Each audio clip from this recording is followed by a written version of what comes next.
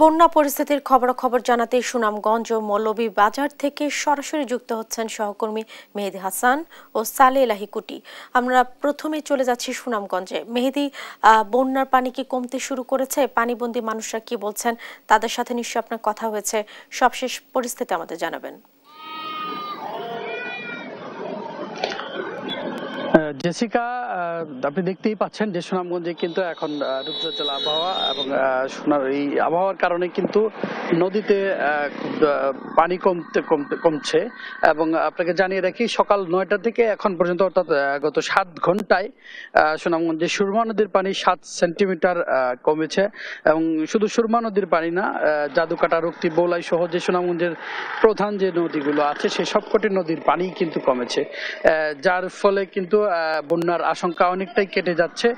এবং পানি উন্নয়ন বোর্ড বলছে যে ভারতের চেরাপুঞ্জিতে বৃষ্টিপাত না থাকার কারণে পাহাড়ি ঢল নামছে না, এবং এই পাহাড়ি ঢল না নামার কারণেই কিন্তু সুনামগঞ্জের যে নদীগুলো আছে সেই নদীগুলো থেকে পানি কমছে। তবে আরেকটি বিষয় আপনাকে জানিয়ে রাখি, নদী থেকে পানি কমলেও কিন্তু হাওরে কিন্তু পানি প্রবেশ করছে। এই নদীর পানি কিন্তু হাওরে প্রবেশ করছে, এবং হাওরে যে নিম্নাঞ্চলের যে সড়কগুলো আছে সেই সড়কগুলো কিন্তু প্লাবিত হচ্ছে। এবং এই আমরা কথা বলেছিলাম জেলা প্রশাসকের সাথে, তিনি আমাদেরকে জানিয়েছেন যে তাদের এখন আসলে বন্যার কোনো শঙ্কা নেই। তো এই ছিল মোটামুটি আমার কাছে সুনামগঞ্জ থেকে সর্বশেষ তথ্য। আমরা এবারে চলে যাব মৌলভীবাজারে, সেখানে আছেন আমাদের সহকর্মী সালে এলাহি কুটি। মৌলভীবাজারের বন্যার সর্বশেষ পরিস্থিতি আমাদেরকে জানান।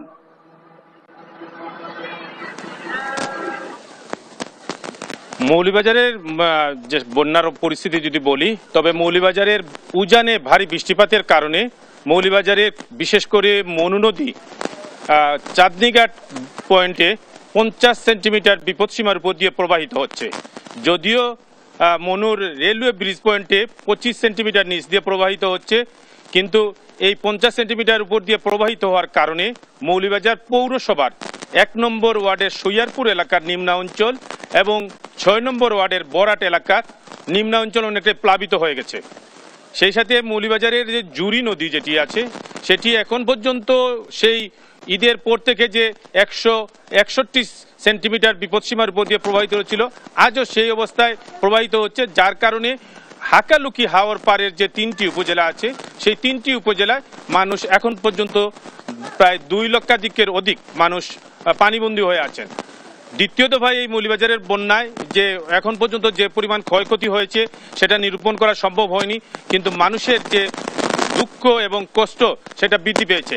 একবার পানি শুকিয়ে যাওয়ার পর মানুষ যখন ঘরে ফিরছিল, ঠিক সেই মুহূর্তেই আবার গত সোম এবং মঙ্গলবারের বৃষ্টিতে আবার প্লাবিত হয়ে যায় মৌলভীবাজারের বিস্তীর্ণ অঞ্চল। তবে এবার যে পরিমাণ গত যে পানি হয়েছিল তার চেয়ে এবার পানির পরিমাণটা অনেকটা বেশি বলে জানিয়েছেন পানি উন্নয়ন বোর্ড। এবং পানি উন্নয়ন বোর্ডের সূত্রে আমরা যত জেনেছি যে উজানে ভারী বৃষ্টিপাতের সম্ভাবনা কম, যার কারণে এই মৌলভীবাজারে আর নতুন কোনো এলাকা প্লাবিত হওয়া সুযোগ নেই। এবং মৌলভীবাজারের যে বিস্তীর্ণ এলাকা এখন প্লাবিত আছে, এ পর্যন্ত প্রায় 3 লাখের মতো মানুষ পানিবন্দী আছে, এবং প্রায় 200-র মতো আশ্রয় কেন্দ্রে 8,500 মানুষ আশ্রয় কেন্দ্রে আশ্রয় নিয়েছেন। এবং আশ্রয় কেন্দ্র ছাড়াও মানুষ উঁচু স্থানে পলিথিন দিয়ে ঘর বাড়ি করে সেখানে বসবাস করছেন। এই হচ্ছে মৌলভীবাজারের বন্যার সর্বশেষ খবরাখবর। কুটি এবং মেহেদী, আপনাদের দুজনকে ধন্যবাদ বন্যা পরিস্থিতির সবশেষ খবরাখবর আমাদের দর্শকদের জানাবার জন্য।